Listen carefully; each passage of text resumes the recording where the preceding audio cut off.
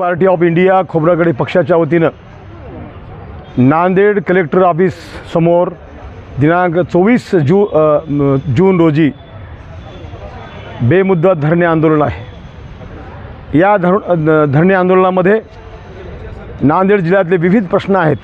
त्यापैकी सर्वात महत्त्वाचा प्रश्न असा आहे, नांदेड जिल्ह्याच्या माध्यमात मातंग भगिनीवर अत्याचार झाले। मौजे मारेगाव खालसा तालुका किनवट जिल्हा नांदेड या गावामध्ये दर्दनाक आमच्या 3 मुलांना मौत देण्यात आलेली आहे। बांधवांनो, याचा तीव्र निषेध Republican party of India Khobragade पक्षाने केलेला आहे। बांधवांनो, तसेच या डोर गाव म्हणून आहे तालुका अर्धापूर या गावातसुद्धा मातंग भगिनी आमची उपसरपंच असलेल्या या भगिनीवर सुद्धा जातीवाद्यांनी अतिप्रसंग करण्याचा प्रयत्न केला आहे।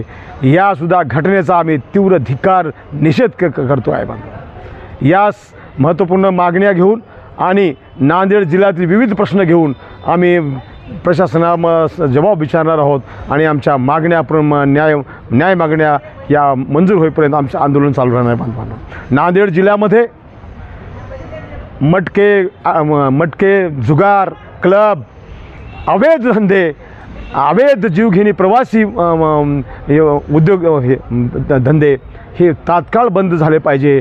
या अनुषंगाने आम्ही नांदेडचे पोलीस अधीक्षक कृष्णा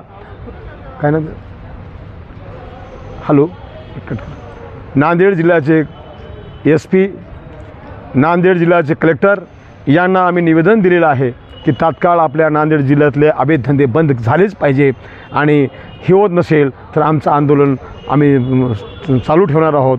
म्हणून बांधवांनो, या आंदोलनासाठी जरूर या, कारण अवैध धंद्याच्या माध्यमातून जर आपण विचार केला तर सर्वसामान्य माणूस पिसला जात आहे। मटका जुगार असेल हे सुद्धा सर्वसामान्य माणसाच्या निगडीत असल्यामुळं जनजीवन हे एक चांगलं चालण्यासाठी आणि नांदेड जिल्ह्यामध्ये कायदा सुव्यवस्था असण्यासाठी आणि विशेषतः पोलिसावर सुद्धा भार असलेला या मटक्या जुगार अड्ड्यामुळं कमी होणार आहे। म्हणून आमची अशी प्रमुख मागणी आहे, Republican party of India Khobragade पक्षाची मागणी आहे की नांदेड जिल्ह्यातले तमाम अवैध धंदे बंद झालेच पाहिजे। यासाठी आम्ही नांदेडच्या कलेक्टर ऑफिस समोर दिनांक 24 जून रोजी बेमुदत धरणे आंदोलन धरणार आहोत। जय भीम, जय बुद्ध, जय भारत। शॉर्टकट काय